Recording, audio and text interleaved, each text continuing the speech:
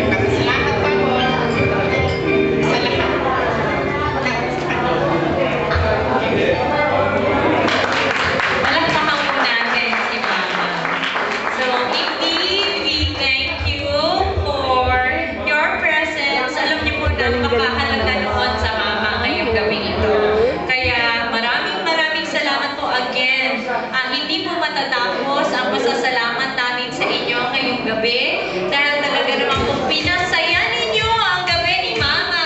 Ayan. So maraming salamat. We thank you and we say good night to everyone and safe travel to you. And may we call before we go. So we will close in prayer and this will be led by Dr. Juliet.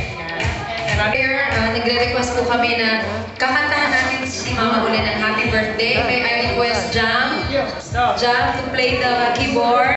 Happy birthday to you. Happy birthday to you. Happy birthday, happy birthday. Happy birthday to you. One more time. Happy birthday to you. Happy birthday to you. Happy birthday, happy birthday. Happy birthday to you. Palakpakan natin. Yay! Okay. No. Okay. So, after po natin ang closing prayer, you can still stay and enjoy. If you want to dance, yes. Party daw? Okay. So, hanggang ano naman tayo dito eh? Hanggang 10 o'clock. Okay. So, let's just thank the Lord for everything. Father, we just thank you, Lord, for your goodness and your mercy, Lord, sa aming po mga buhay. Lord, na-experience namin, Panginoon, your faithfulness sa buhay ng aming mother, O God, for preserving her life, O Lord God, with strength, with your protection, Lord, with the joy that is in her heart.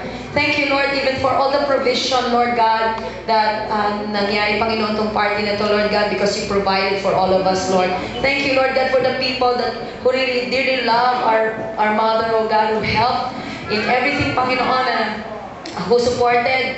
Salamat po, Panginoon. And we just pray, Lord, na marami pang mga birthday, Lord God, ang isi-celebrate namin with her. And Lord, continue to bless all the people who came. Bless their life, oh God, that bawat isa sa amin maka-experience ng ganitong long life, Father. And continue to protect us, cover us by the blood of your Son, Jesus. Those who will go home, Father, we just thank you, Lord, that you will protect them and you will keep them safe, oh Lord. We love you so much, and all the glory, all the honor, all the praise, Lord God, only belongs to you alone. In Jesus' name we pray, and everybody say, Amen!